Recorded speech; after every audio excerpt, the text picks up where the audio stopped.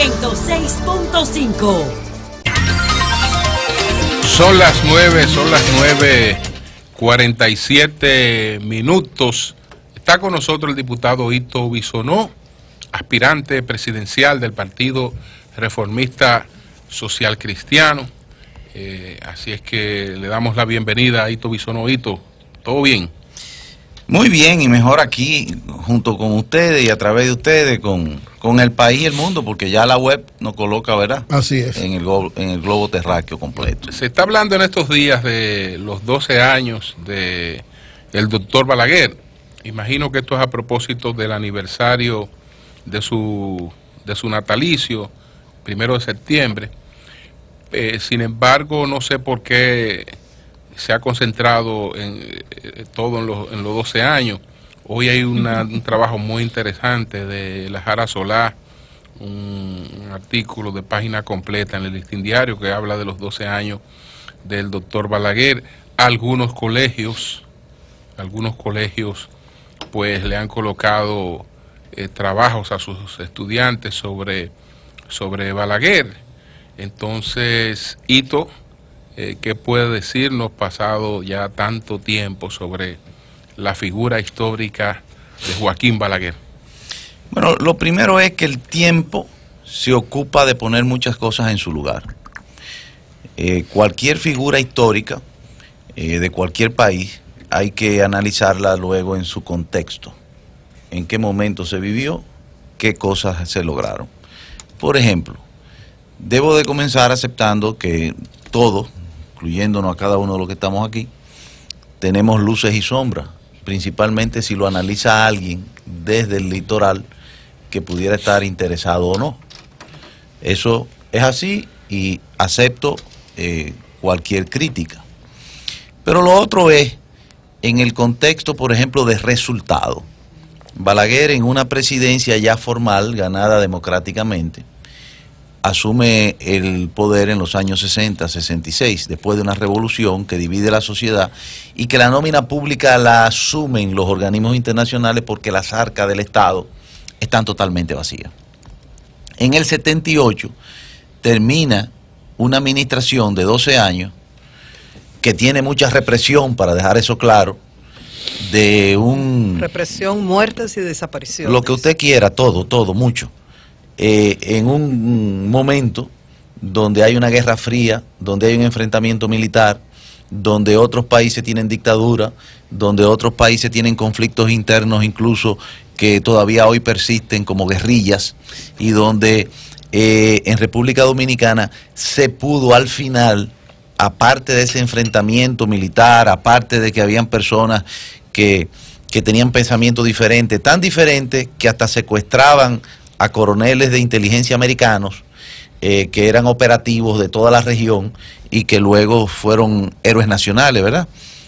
O que secuestraban empresarios y que también eran héroes nacionales, o que asaltaban bancos y que también eran héroes nacionales. En ese contexto de la historia, yo prefiero ver que en el año 78 se entrega un país con 12 presas hechas con recursos internos, con millones de tareas de tierras entregada a agricultores como reforma agraria, con sus viviendas y con sus factorías como cooperativa, con escuelas, caminos vecinales, canales de riego y un sinnúmero de desarrollo que le permitió a la República Dominicana, aunque al paso que todavía hoy no se completa, comenzar a transitar los caminos de la democracia y los caminos de ser una economía y un país competitivo, no solamente en el Caribe y Centroamérica, sino en el mundo. ¿Y por qué digo en el mundo? Bueno, porque si vamos a la cultura, ahí está la zona colonial, que fue rescatada y con una inversión altísima en ese periodo primero, que muy bien señalaba Julio, que están enfocando. Pero ahí está la Plaza de la Cultura, que hoy tiene los museos cerrados. Ahí está el Centro Olímpico, y en los barrios que tanto ustedes como yo conocemos, que están los clubes de los deportistas también, porque por ejemplo el Club Los Cachorros se hizo en los 12 años, y muchos otros clubes en cada uno de los barrios son obras de esos 12 años. Ahora, Vamos a los 10 años después, entonces ahí ya hay otra administración, porque el mundo es otro, porque la sociedad es otra, porque el componente regional es otro. ¿Y a quién vemos ahí? A otro estilo de gobierno, pero siempre matizado en lo que como gestión de gobierno nosotros creemos. Cero endeudamiento, una administración realmente... Con cero endeudamiento yo soy un crítico del endeudamiento, usted me ha escuchado varias veces, incluso del endeudamiento irresponsable y sin propósito coherente de inversión. Es imposible, pero por lo menos con endeudamiento, poco endeudamiento pudiera ser, ¿no? Pues entonces vamos a ponerlo de otra manera, bajando la deuda pública. Claro. Sí. Porque en esos 10 años se pagó 679 millones a la deuda pública que dejó el PRD, principalmente. Y además de eso se hizo la presa Higüey Aguacate, y además de eso se hizo la autopista Duarte, y además de eso se hicieron muchísimas otras obras con recurso nacional. Pero además, todos los parques nacionales que hay en el país como reserva se hicieron con la iniciativa del presidente Balaguer. Igual que los parques nacionales, Mirador Sur, Mirador Norte, Mirador Este, se hizo frente drásticamente a lo que había como depredadores del medio ambiente, porque hasta empresarios amigos de él tuvieron que pagar las consecuencias. La migración, que fue el trabajo que dice Julio del contraalmirante La Jara, que aparece hoy, fue muy claramente enfrentada por el presidente Balaguer, pero no solamente por el tema de los haitianos.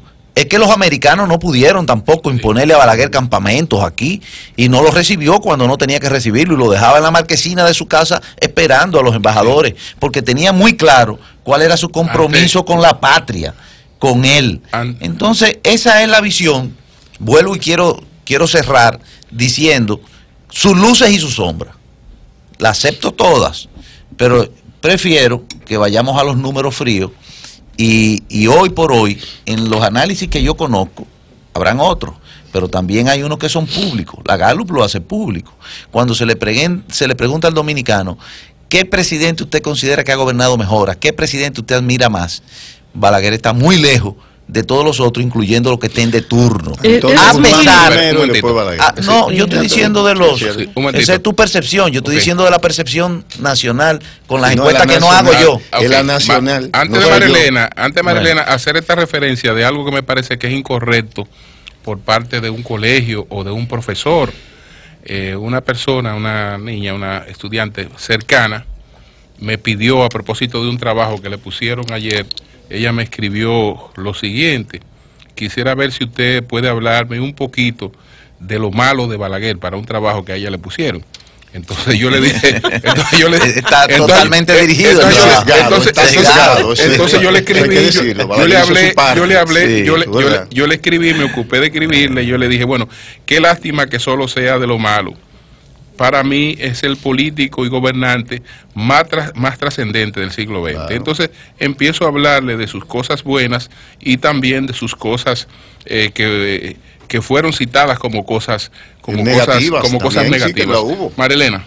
Sí, hay mucho más que hablar de las sombras y las luces del doctor Balaguer, pero yo elijo venir al presente. Y mi pregunta es, ¿se está violando la ley del partido con las actividades que se le permiten a los aspirantes a ser candidatos en las próximas elecciones, y que esto se debe dejar solo para la pre-campaña, que se supone que comienza en julio del 2019? El equipo que estuvo trabajando acá el miércoles pasado, nos quedamos todos sorprendidos con las explicaciones del diputado Merán sobre la ley de partidos, y concluimos que todo es así, porque según su interpretación, hay cosas que no se permiten en la precampaña, pero que ahora podrían darse. Entonces, se está violando o no la ley de partidos. Tenía que ser una mujer inteligente, y yo aprovecho para decirle que, por ejemplo, hablamos y comenzamos a hablar de la obra de gobierno de Balaguer, que se murió hace 20 años casi, ¿verdad? Y que yo no pretendo revivirlo. Claro. Y que no puedo ofertar lo que él hizo, porque es imposible. Sí hay ideales y formación en la que creemos, como la identidad nacional, como el cuidado del medio ambiente, como ser austero en el manejo de la economía, como repartir el presupuesto en el territorio, darle participación a los jóvenes, a las mujeres, y un sinnúmero de cosas que son importantes. Pero hay que ir a la actualidad, efectivamente, a la actualidad. Yo creo que lo primero es que en República Dominicana las leyes son para los pendejos. ¿Cómo? Sí, lo otro es interpretativo. Sí, claro que sí. Ustedes trabajan para eso. No, nosotros hacemos las leyes. Lo que implementa la ley es el Poder Judicial. Y lo que preparan los expedientes son los procuradores y los fiscales. Poder Ejecutivo. El Poder Ejecutivo. Legislativo. Y hace un tiempo. Digo, el Poder Judicial. No, y legislativo, porque el procurador es del legislativo. Y los fiscales es un proceso de recomendación y de manejo. Y entonces yo digo que muchas de las leyes aquí son para los más pendejos. Por ejemplo, la ley de armas, que nosotros intervinimos en ella. No, pero quiero afianzar esto, porque voy a llegar ahí. Sí, para saber voy si a llegar voy a llegar ahí. no. La ley de armas es muy clara. Incluso manda a hacer los reglamentos. Ahí hace 2 años que se hizo y hace 2 ministros que han pasado y no han hecho los reglamentos y lo está violando. De armas. De armas. La seguridad es un tema serio. Totalmente. El número uno. El número uno. Pero hace 1 mes y pico atrapan a un mensajero con 22 armas en una mochila. Y la ley indica que eso es acopio de armas, tráfico de armas, porte de arma ilegal, arma de guerra, y al individuo le dan 15,000 pesos de fianza porque es de un ayuntamiento y de un general que tiene una compañía de. Entonces, ¿dónde está la ley? A eso es que yo me refiero. Y entonces paso al tema de la ley de partidos. De la ley de partidos políticos, que también envuelve no solamente a la ley, sino al sistema. Y tenemos una Junta Central Electoral que reglamenta la campaña, que ordena que no se tenga publicidad exterior y que no se hagan actividad exterior, y le da un plazo de 5 días para desmontar la publicidad exterior. Y lo que hacen es que ponen más publicidad exterior, y la Junta Central Electoral no hace el mínimo esfuerzo de por lo menos llamar a esa compañía, citarla, emplazarla, y a esos también que ponen esa publicidad para que cumplan con el reglamento. Entonces, ¿de qué ley estamos hablando? ¿De la que se va a cumplir o la que no se va a cumplir? Se está violando. Claro que sí, que se está violando en ese aspecto. Bueno, estamos sin querer queriendo evaluando al Joaquín Balaguer, que gobernó el país por al menos 20 años. Y digo al menos porque hay otros episodios donde tal vez él no daba la cara, pero evidentemente era parte de esa estructura de poder. Y evaluar lo tangible, las presas, la electrificación, pues es sumamente fácil. E inclusive el pago de una deuda, porque eso es tangible, eso está ahí. Pero hay cosas intangibles como tolerar la corrupción, como la falta de institucionalidad del país, lo poco que crecimos en materia educativa, cómo la justicia estaba manejada por el Poder Ejecutivo, que eso es un tanto intangible, pero también está ahí. Y puedo comprender que usted se quede con el Balaguer positivo, con el Balaguer que hizo aportes, indudablemente. Sin embargo, le pregunto de qué manera el partido al cual usted pertenece ha de rendir tributo a ese Balaguer, porque fue un caudillo, pero también se dice que a su vez fue democrático y que permitió, y que para mí una de sus peores herencias es un partido un tanto secuestrado que no ha despegado luego de su muerte. Aníbelka, vuelvo y digo, yo siempre defenderé, más que mi palabra, el derecho que tiene el otro a expresar su posición, aunque no coincida con la mía. Luces y sombras, lo primero que reconozco, pero lo tangible es lo real, lo intangible son suposiciones. Yo creo, no, la baja inversión en la educación no fue una suposición. Bueno, pues eso es tangible. Entonces, yo lo que creo es que habría que ver qué presupuesto había. Y los muertos son tangibles aunque están bajo tierra. Sí, pero lo que es intangible es suponer que él se juntó con alguien a dar unas instrucciones y que eso lo mandara a hacer y que son muertos, porque en aquel momento todo era el responsable Balaguer. Hoy hay más muertos que antes. Bueno, pero la presa Higüey Aguacate, él no fue a colocar blogs, pero se atribuye a Joaquín Balaguer, porque obviamente. Porque es una decisión de la administrativa. Entonces lo propio con algunos muertos, no digo con todos, no fue el que lo mató, no fue el que tomó un revólver, pero... Yo quiero transitar esto aceptando tu posición. Lo que tú digas, yo lo acepto, y entonces yo poder exponer la mía. yo lo que creo es que el presidente Balaguer dio muchos ejemplos aquí que no se tienen en cuenta y que muchos de los que, como yo, pertenezco a la Fundación Joaquín Balaguer, a su comité ejecutivo, tenemos el deber y el compromiso de recordárselo a la persona y de decir la parte en que él contribuyó. Por ejemplo, Balaguer en su momento, aquí se habla ahora de un discurso y de una cuota de la participación de la mujer, pero Balaguer decretó, todas las gobernadoras del país fueron mujeres. Lo recuerdo. Ah, bueno. Trabajé con una, de hecho. Bueno, entonces eso no es un discurso. Eso fue en momentos que nadie todavía lo aspiraba, hechos. El doctor Balaguer le dio participación a la juventud. Todavía hoy, el ministro de Relaciones Exteriores más joven de la República Dominicana y de la región fue Víctor Gómez Vergés. Y el ministro de Agricultura más joven de la República Dominicana, con 23 años, fue Fernando Álvarez Bogar. Y el gobernador del banco más joven en su momento fue Luis Toral. De instituciones que le estoy hablando importantísimas en aquella época de Guerra Fría, de la mayor cuota azucarera y de la economía dominicana. No estamos hablando de ponerlo secretario para que gane un sueldo, sino con desempeño real, y eso de hoy se está discutiendo. Pero Balaguer le dio participación a los cuadros más emblemáticos del PRD y del PLD para que fueran gobiernos sin tratar de conquistarlo o de dinamitar esos partidos, porque Marcial, el director de rentas internas de toda la época de Balaguer, era un cuadro fundador del PRD. El fundador del PRD, que fue director de turismo, que era el Ministerio de Turismo, don Ángel Miolán, fue funcionario del doctor Balaguer. El presidente actual, Danilo Medina, fue presidente de la Cámara con 12 diputados de 120 con mayoría reformista, que lo apoyó el presidente Balaguer, y Atuey Decán y Norge Botello y muchos otros, que fue una participación de gobiernos colegiados. Él era un gran estratega. Entonces, eso hay que recordarlo, y yo creo que mi posición es, primero, recordar que se murió hace 20 años, yo no lo puedo vender para que gobierne de nuevo, no es eso, vamos a estar claros, y que acepto las luces y las sombras. He repetido eso varias veces, pero yo creo que también que tenemos que ser respetuosos de personas que murieron sin nada en su bolsillo, que lo poco que tenían lo donaron a entidades caritativas y de unos servicios para los que menos tienen, y que hay que ver también sus improntas. ¿Cómo canalizar un proyecto presidencial en el Partido Reformista en medio de la situación del conflicto que tiene ese partido, ¿no? Prácticamente dividido en dos partes?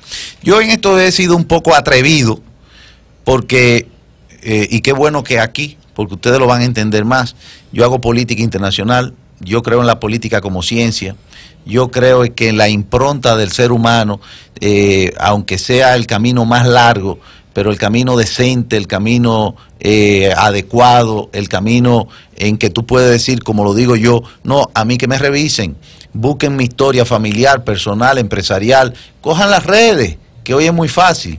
Entonces, yo no estoy apostando al Partido Reformista. Yo no estoy contando con el Partido Reformista, para que lo dejemos bien claro. Yo estoy contando con una población que quiere y aspira a que la gobierne alguien diferente, y que apoye a alguien que se atreva a decir, yo estoy aquí, esta es mi propuesta.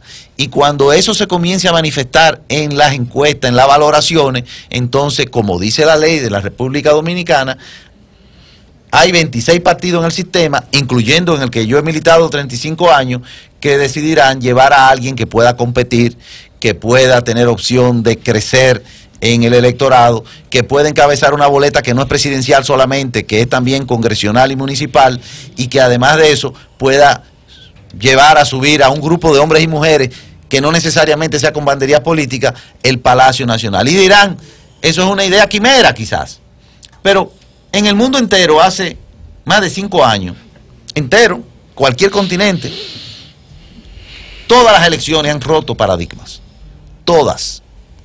Y ustedes me dirán, o los amigos oyentes, bueno, pero nosotros no somos franceses, aquí no hay un Macron, ni hay un Duque, ni hay Morena de México, ni tampoco está Fabricio de Costa Rica, ni está Piñera, que estuvo aquí con usted y llegó ahora con un partido que no era el de él, sino que lo llevaron porque era buen candidato y es un partido nuevo. Pero aquí sí han sacado los presidentes del poder. A Balaguer lo sacaron en el 78. Vino el PRD y tuvo que entregarle el gobierno otra vez a ese viejito que lo acusaban de todas cosas. Y después el PRD le recortó el gobierno y decía, bueno, ya vamos nosotros. Y entonces vino Leonel Fernández con un partido con un 10, un 11%. Y después Leonel quiso dejar en su primera gobierno a Danilo. Para algunos le recortó el gobierno, pero para otros le quitó 2 años a otro partido. O sea, ahí hay como dos percepciones pero no es hacia allá que voy. Hacia donde voy es que muchas veces los que se creen tener el poder coyuntural y la administración del Estado y los recursos del Estado, creen que se van a poder mantener, señalar y que además de eso pueden comprar, adquirir, secuestrar los votos de una población. Y decía, Danilo en su primer gobierno quiso apoyar a Danilo. Leonel quiso apoyar a Danilo, pero vino Hipólito. Hipólito modificó la Constitución y quiso reelegirse, pero vino Leonel. Después Leonel cambió la Constitución y le llevaron muchísimas carretillas con 2 millones de firmas virtuales al Palacio de los Deportes y tuvo que aceptar que no podía reelegirse. Entonces, en base a eso, yo confío en que hay un pueblo atento que ha demostrado que vota, que analiza, que sufre, que se alegra de cosas y que da participación y posibilidad a los cambios. Yo estoy apostando a que ese cambio en el 20, mirando hacia el siglo XXI, porque los candidatos todos son del siglo XX, todos sin excepción. Los que no han sido presidentes han sido candidatos 4 veces. Y los que no han sido candidatos o presidentes han sido ministros y han tenido oportunidad de hacer las cosas y no solamente de decir que van a hacer. Entonces, ahora tiene que venir algo diferente y nosotros estamos haciendo nuestro trabajo. Bueno, antes de Oli y de Eury, vamos a saludar a Homero González, que es miembro de la Comisión Ejecutiva del Partido Reformista Social Cristiano y que acompaña a Hito. Adelante, Oli. Sí, Hito, tú has sido parte de la clase política dirigente, es decir, has sido miembro del Congreso, participado de los procesos y como tú decías, las leyes aquí parecen ser para los pendejos, no para todos. En este momento hay varios temas calientes. Uno de ellos es la denuncia de materiales escolares, sobre todo mochilas, entregadas por la expresidenta de la Cámara, tu compañera Lucía Medina, tu compañera en la Cámara. Y la Cámara... ustedes como diputados han propiciado que se investigue esto, que se determine. Y además, hay otra pregunta que la gente hace.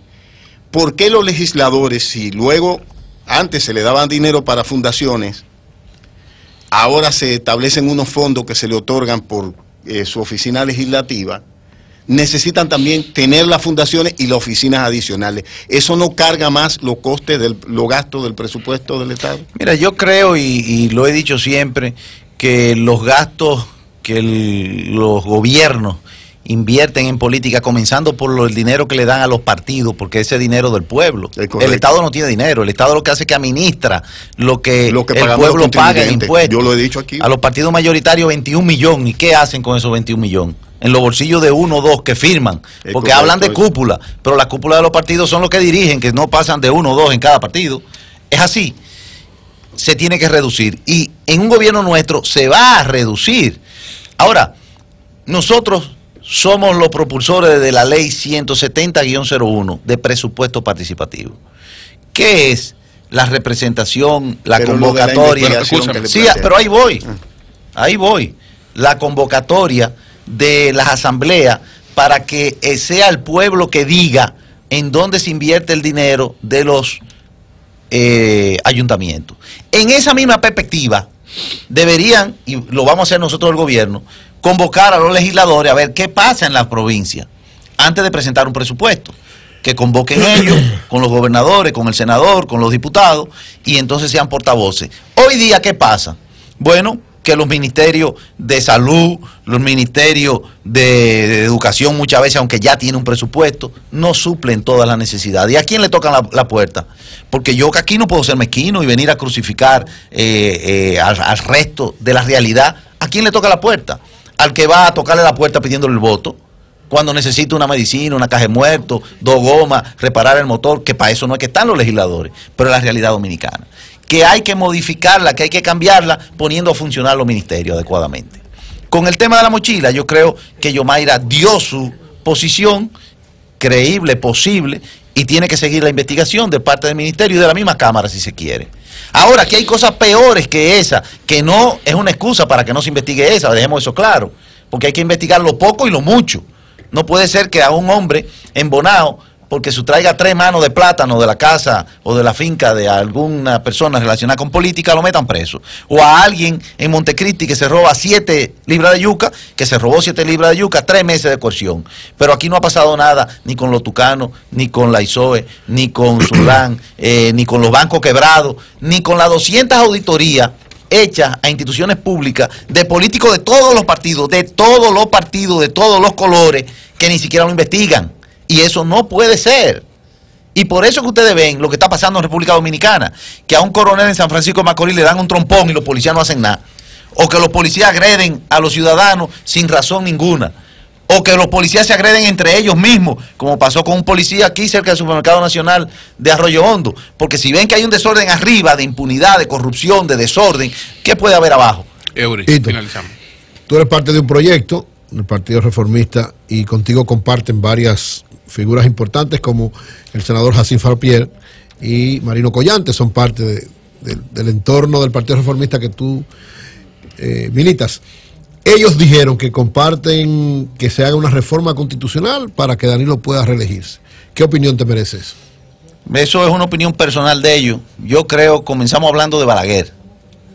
Balaguer nunca propició una reforma constitucional. Pero fue reeleccionista, Pero ven acá, estamos hablando, vamos a ponernos de acuerdo en algo. Estamos hablando de que cumplió con la Constitución porque no la modificó. ¿Estamos claros? Okay. Y cumplió tanto que cuando le quitaron los 2 años, o le cedieron los 2 años a los otros, donde se vea. Sí, lo estoy poniendo 2 años. Óptica, exacto, pero respetó. Okay. Lo que decidieron con esa modificación constitucional. Okay. Y yo creo que ahora hay que respetarla de una vez por todas. No, pero lo que ellos dicen es que están de acuerdo que se modifique la Constitución. Ese es el problema de ellos. Pero tú, y tú eres diputado, ¿tú estarías de acuerdo? No, se presentara un proyecto de modificación de la Constitución. Te voy a dejar terminar. No, yo creo que se tiene que respetar de una vez por todas. Y que los que han sido presidentes deben de entender, y es una oportunidad para Danilo Medina de convertirse en un referente, no es un jarrón chino que no van a saber dónde ponerlo. Un referente de lo que venga del siglo XX, XXI en adelante. Como lo hizo Balaguer también, vamos a mencionar eso. Balaguer sale en el 96 del poder. Y allá iba Leonel Fernández a pedir consulta. Iba Hipólito Mejía a pedir consulta. Y todos lo lloraron. Porque fueron allá y consiguieron el apoyo real. Ellos lo tuvieron que evaluar y lo dicen, sincero, de una visión de cómo hacer las cosas. Y yo creo que el presidente Medina tiene esa gran oportunidad de terminar esta gestión siendo luego el padrino, el asesor de los presidentes que vengan, de una nueva generación que pueda poner otra vez a soñar a los dominicanos, que no aspiren a irse en yola, a irse para afuera, a venir de los campos a los cordones de miseria para la capital, a una economía con números manipulados, con un crecimiento que no es real, porque la gente lo sufre en la calle.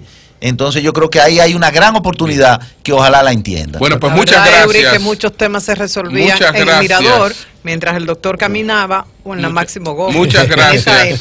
Muchas gracias al diputado Ito Bisonó, aspirante a la candidatura presidencial, que ha aclarado aquí que no se limita a su escenario, al partido que trasciende el Partido Reformista Social Cristiano. Gracias, Ito. Cambio fuera.